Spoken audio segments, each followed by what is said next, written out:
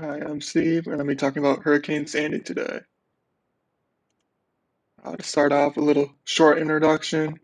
Hurricane Sandy started as a tropical depression on October 22nd, just south of Cuba, and made its way up to the New Jersey and New York shoreline on October 30th as a Category 3 hurricane. There, it was also named Superstorm Sandy for reasons we will discuss later, and it did its most of its damage at that on that shoreline for about a day. Um, there's two risk factors that really increase the strength and severity of the storm. The first being global warming, and the second being timing. Okay, so uh, global warming was the biggest risk factor to the strength of this storm. It First of all, it warms up the sea surface temperatures, which is fuel for hurricanes. And warmer sea surface temperatures means more water vapor in the air, which means more heavier rainfall associated with these hurricanes.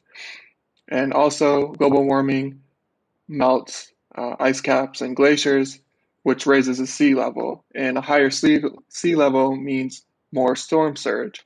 And storm surge is actually the deadliest part of the hurricane. And it's basically the flooding that's not from the rainfall. The second risk factor for the severity of the storm was really bad timing.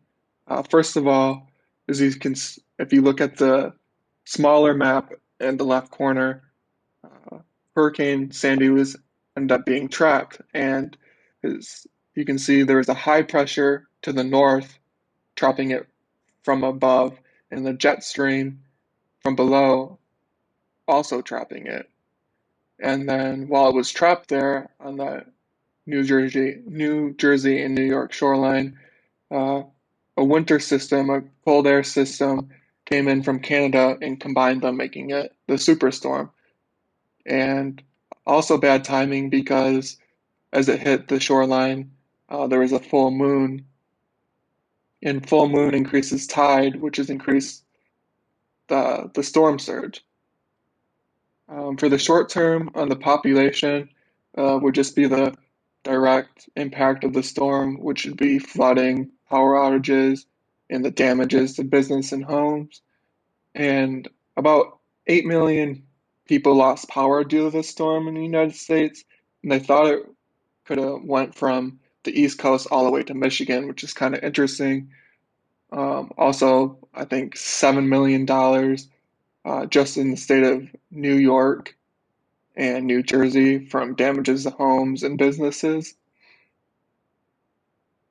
And then the long term on the population from the storm would, first of all, be deaths. And there was about 200 deaths from the storm in the United States alone.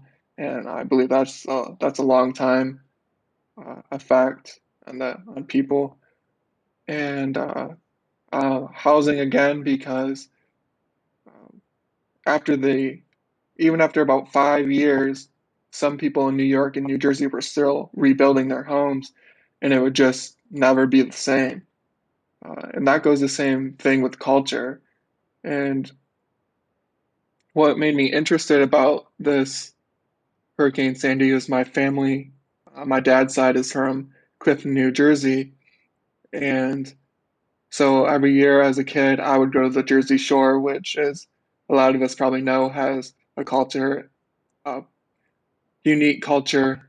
Um, it had its own TV show and stuff. And I actually rode all these rides as a kid. And uh, after the hurricane, I came back like 2 years later, and of course, it was not the same at all. So I think it really reset a culture that was there. And what was learned, Hurricane Sandy for many was considered like a wake up call because they really noticed the impact of global warming had on extreme storms, and they noticed that it would just keep happening. Um, Also, the East Coast was very unprepared for this storm because, uh, first of all, states like New York and New Jersey don't even really get hurricanes that often, definitely not the uh, strength of Sandy. So that being said, a lot of them didn't even have flood insurance, and preventive measures weren't even there. Their buildings weren't strong enough for a storm that strength. What was done?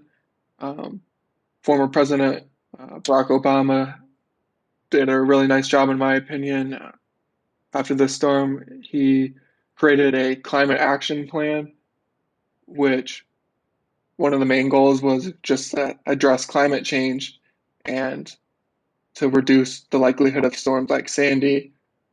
He also started the Hurricane Sandy Task Force, which was just there to, they wanted to do the long term, rebuild the community.